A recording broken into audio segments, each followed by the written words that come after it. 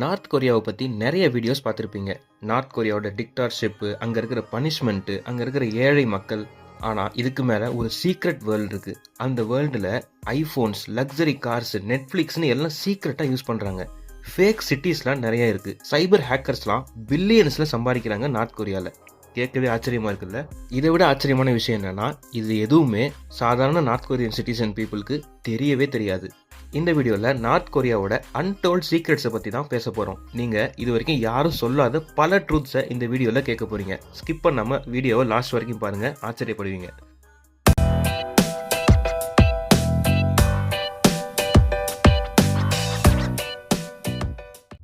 நார்மலான north Korean சிட்டிசனுக்கு இன்னமும் எதுலேயுமே லக்ஸரிஸ்லாம் அனுபவிக்கிற வாய்ப்பே கிடையாது.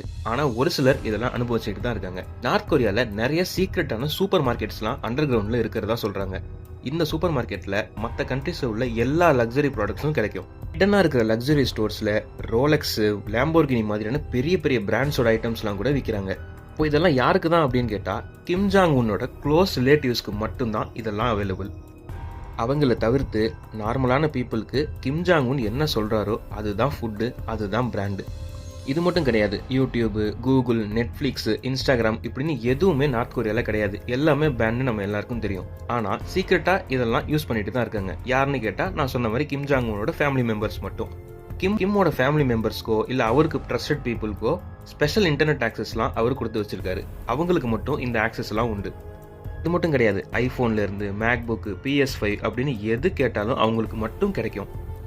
நார்த் கொரியாவில் ஹாலிவுட் மூவிஸோ இல்லை மற்ற கண்ட்ரீஸோட படம்லாம் பார்க்க முடியாதான்னு கேட்டால் கண்டிப்பாக கிடையாது தான். ஆனால் ரியாலிட்டி என்னன்னு கேட்டால் கொஞ்சம் டிஃப்ரெண்ட். மற்ற கண்ட்ரீஸ்லலாம் எப்படி கோல்டு, டைமண்டு, ஏன் ரேராக கிடைக்கிற சில உயிரினங்கள்லாம் கூட ஸ்மகிள் பண்ணி கடத்துறாங்களோ, அதே மாதிரி நார்த் கொரியாவில் சீக்ரெட்ஸாக மூவிஸை ஸ்மகிள் பண்ணுவாங்க. சவுத் கொரியன் சீரியல்ஸு, ஹாலிவுட் படம், ஏன் ஈவன் இந்தியன் மூவிஸ் கூட கடத்தி விற்றுக்கிட்டு தான் இருக்காங்க. இதுக்குன்னே ஒரு பிளாக் மார்க்கெட்டே இருக்குது. அங்கே இதுக்கு பயங்கர டிமாண்டு. ஆனால் வழக்கம் போல் இந்த பிளாக் மார்க்கெட்டில் மூவிஸ் விற்கிறது தெரிஞ்சிருச்சுனாலோ இல்லை அவங்க மாட்டிக்கிட்டாங்கனாலோ மன்னிப்பே கிடையாது. டைரெக்டாக மரண தண்டனை தான். சரி, இதெல்லாம் விடுங்க. கவர்மெண்ட் எப்படி பீப்புளோட மைண்டை கண்ட்ரோல் பண்ணுறாங்கன்னு நமக்கு எல்லாருக்கும் தெரியும். ஃபேக்கான இன்ஃபர்மேஷன் பரப்புறது, அவங்க சொல்கிறது மட்டும்தான் கேட்கணும் அப்படின்னு ஸ்ட்ரிக்டான ரூல்ஸ் போடுறது.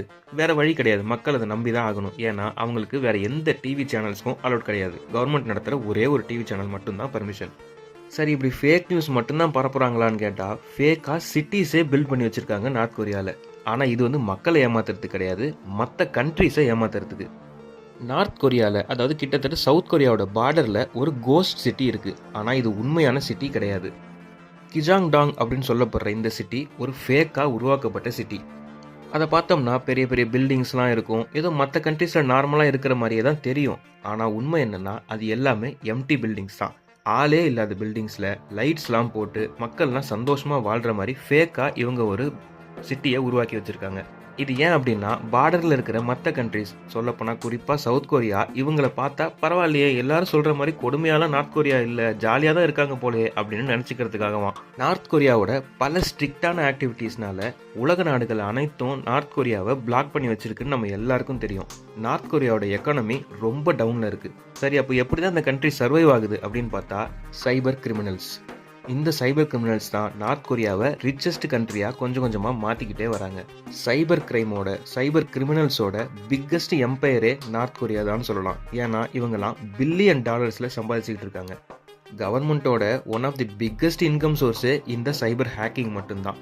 வேர்ல்டில் உள்ள பெஸ்ட் ஹேக்கர்ஸ்லாம் நார்த் கொரியாவில் தான் இருக்காங்க. ஈவன் கிரிப்டோவில் கூட வேர்ல்டில் நம்பர் 1 கண்ட்ரியாக நார்த் கொரியா தான் இருக்குது. ஆனால் நியாயமான முறையில் கிடையாது. லசாரஸ் குரூப் அப்படின்னு ஒரு சீக்ரெட் ஹேக்கிங் டீம் நார்த் கொரியாவில் இருக்குது. இவங்களோட வேலையே என்னென்னா, வேர்ல்டில் உள்ள பேங்க்ஸில், கிரிப்டோ எக்ஸ்சேஞ்சஸில் இதிலெல்லாம் கொள்ளையடிக்கிறது தான். சரி, இவ்வளோ தூரம் ஹேக்கிங் பண்ணுறாங்களே, நார்த் கொரியாவில் எது பண்ணாலும் தான் அவ்வளோ தண்டனை இருக்குது. இப்போ இவங்களுக்குலாம் தண்டனை கிடையாதான்னு கேட்டால் கிடையாது. ஏன்னா இதில் கவர்மெண்ட்டுமே இன்வால்வ் ஆகிருக்கு. கவர்மெண்ட் நடத்துறதுக்கும் மணி வேணும் இல்லையா? சொல்லப்போனால் கவர்மெண்ட்டோட மெயின் பிஸ்னஸே இந்த ஹேக்கிங் தான். நார்த் கொரியாவோட கொடுமையான ஆட்சி பற்றி, கிம் ஜாங் உன்னோட டிக்டார்ஷிப் பற்றி, பனிஷ்மெண்ட் பற்றி நிறையவே நம்ம பார்த்துருப்போம். ஆனால் நார்த் கொரியாவுக்குள்ளே இருக்கிற ஒரு சீக்ரெட் வேர்ல்டு பற்றி நீங்கள் என்ன நினைக்கிறீங்க? கவர்மெண்ட்டே சப்போர்ட் பண்ணுற சைபர் கிரிமினல்ஸு, சில பீப்புள்ஸ்க்கு மட்டுமே கிடைக்கிற ரிச்சான லைஃபு, இது எல்லாமே புதுசாக இருக்குல்ல?